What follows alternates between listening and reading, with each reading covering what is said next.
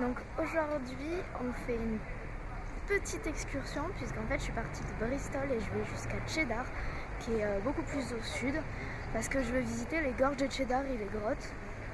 Donc là j'ai dû m'arrêter pour mon changement à Wells qui est la plus petite ville d'Angleterre et en fait je me dépêche parce que j'ai que 30 minutes avant que mon bus arrive mais j'ai vachement envie de visiter parce que c'est vachement mignon.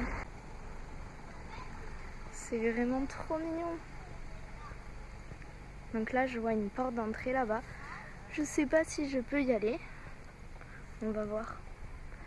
J'essaie de me dépêcher un maximum pour faire tout. Au pire je me dis que je pourrais peut-être m'arrêter en revenant ce soir.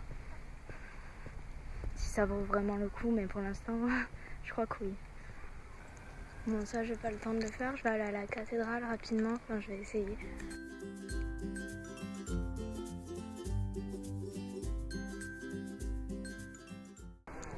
Wow.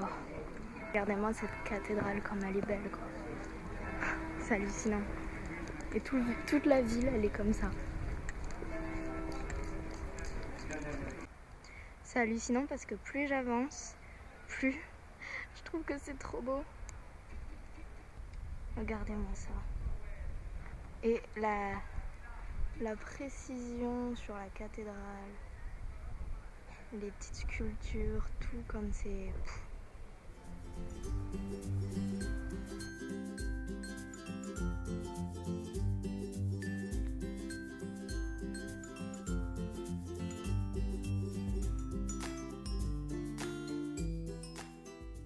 Vous voyez, ça c'est vraiment le genre d'endroit que j'aime dans les voyages.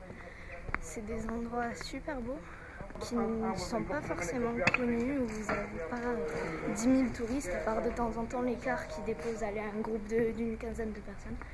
Résultat, vous voyez des choses super belles, avec que des locaux.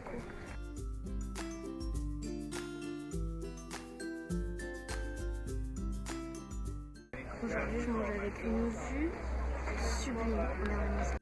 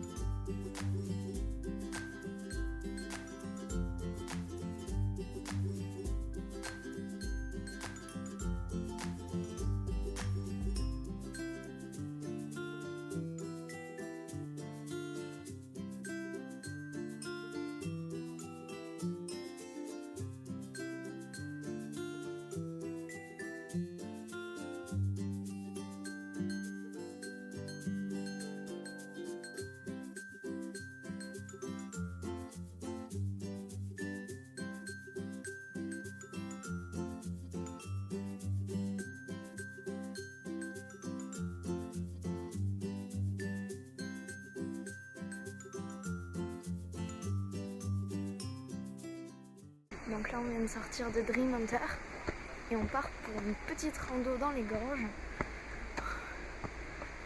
Bah c'est vraiment bien cet endroit quand même. Là apparemment on a 274 marches jusqu'en haut. Je viens juste de finir à peu près 88 d'après ce que j'ai entendu. Donc on y va. En vrai j'en peux déjà plus. Comme je me suis dit que 274 marches ça suffisait pas, je vais continuer à grimper et je vais aller là. Allez, on est parti. Ce moment gênant quand on demande de pas te mettre près du vide. Alors là, je vais décidément pas vous regarder parce que le sol est très... il y a des cailloux partout et tout. Donc honnêtement, si vous voulez faire cette rando, il faut avoir quand même, je pense, des bonnes chaussures. Pas forcément une bonne condition physique, mais vraiment des bonnes chaussures. Et surtout... Regardez où on met les pieds. Après, je pense que tout le monde peut le faire à partir du moment où il n'a pas trop des problèmes de marche ou quoi. Donc voilà. Bah, après, c'est super joli, regardez. Bon, je suis de retour sur le chemin. Je me suis en fait trompée de chemin. Il n'y a que moi pour faire ce genre de conneries. Donc j'ai dû tout remonter et voilà. Donc je retire ce que j'ai dit. Il faut quand même être en plutôt bonne condition physique pour faire cette petite rando. Sinon vous allez souffrir beaucoup je pense. Allez, je vous montre un peu le chemin.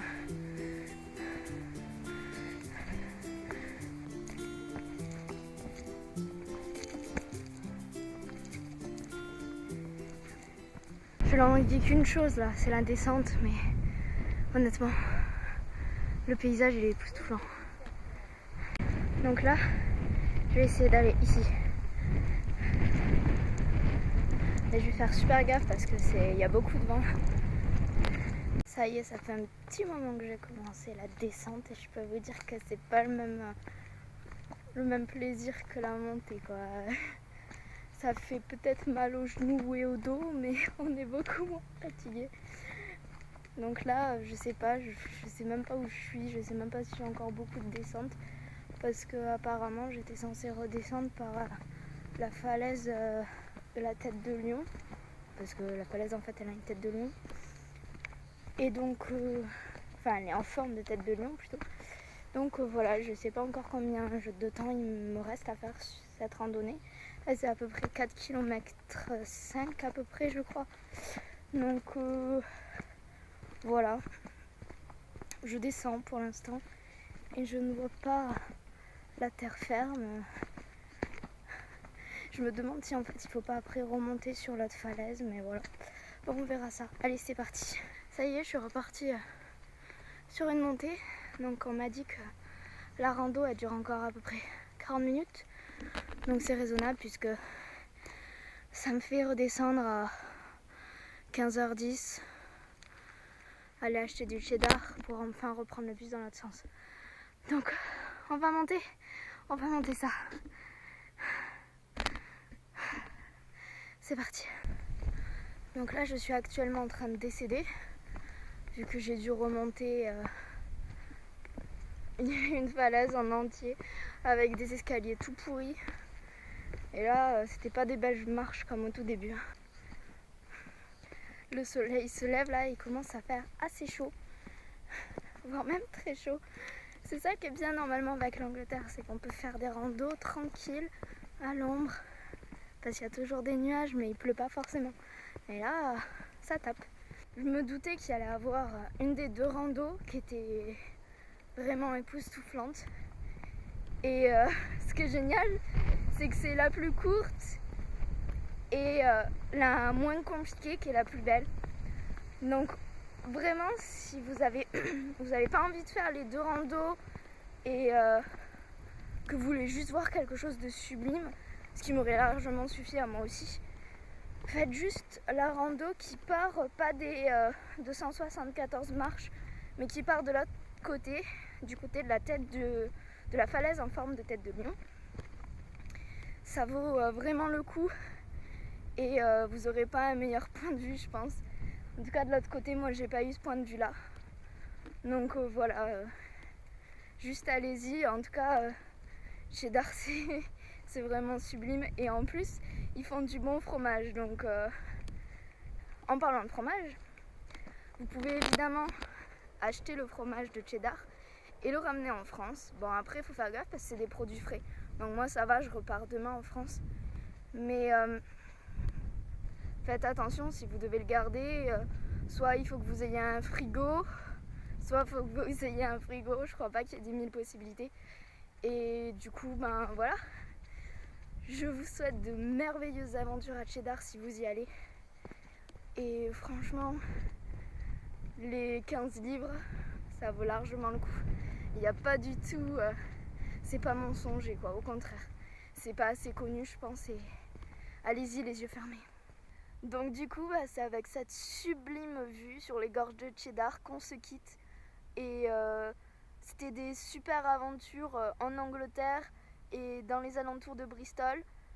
Je vais faire un article donc, où il y aura tout ce qui est détails au niveau des transports, comment aller de tel endroit à tel endroit, les tarifs, où est-ce que j'ai dormi, etc. etc. Et vous pouvez continuer à suivre mes aventures en direct sur Facebook ou Instagram. Et puis je vous dis à bientôt pour de nouvelles aventures. Allez, au revoir!